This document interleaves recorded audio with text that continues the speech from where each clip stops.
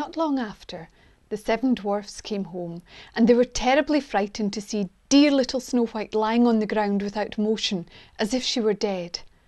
They lifted her up and saw in a moment that her stays had been laced too tightly.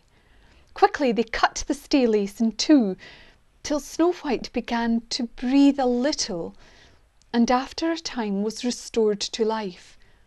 But when the dwarfs heard what had happened, they said, "That old market woman was none other than your wicked stepmother. Snow White, you must never again let anyone in while we're not with you." The wicked queen, when she returned home, after, as she thought, killing Snow White, went to her looking glass and asked, "Mirror, mirror on the wall, am I the most beautiful of all?" Then answered the mirror, "Queen, thou art not the fairest now. Snow White over the mountain's brow 1,000 times fairer is than thou." When she heard this, she was so terrified that the blood rushed to her heart, for she knew that after all she had done, Snow White was still alive. "I must think of something else," she said to herself, "to get rid of that odious child."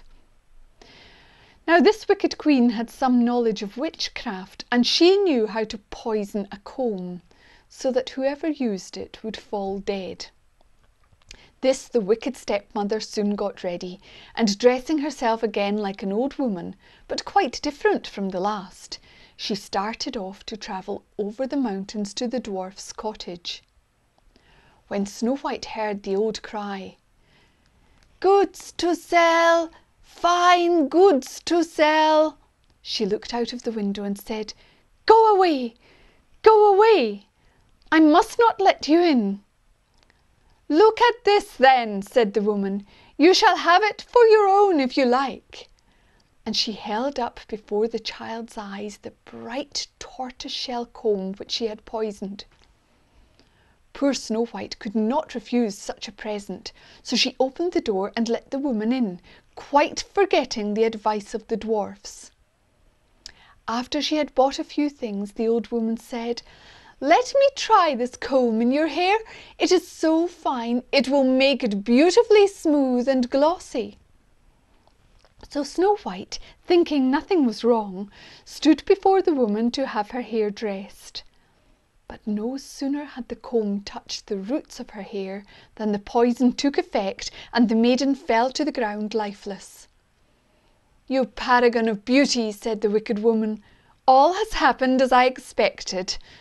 And then she went away quickly. Fortunately, evening soon arrived, and the 7 dwarfs returned home. When they saw Snow White lying dead on the ground, they knew at once that the stepmother had been there again. But on seeing the poisoned comb in her hair, they pulled it out quickly, and Snow White very soon came to herself and related all that had passed. Again they warned her not to let anyone to enter the house during their absence, and on no account to open the door. But Snow White was not clever enough to resist her clever, wicked stepmother, and she forgot to obey.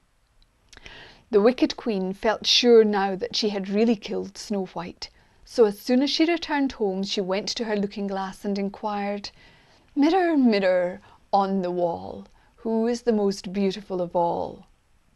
But the mirror replied, "Queen, thou art the fairest here, but not when Snow White is near. Over the mountains still is she, fairer 1,000 times than thee." As the looking glass thus replied, the queen trembled and quaked with rage. "Snow White shall die," cried she, "if it costs me my own life."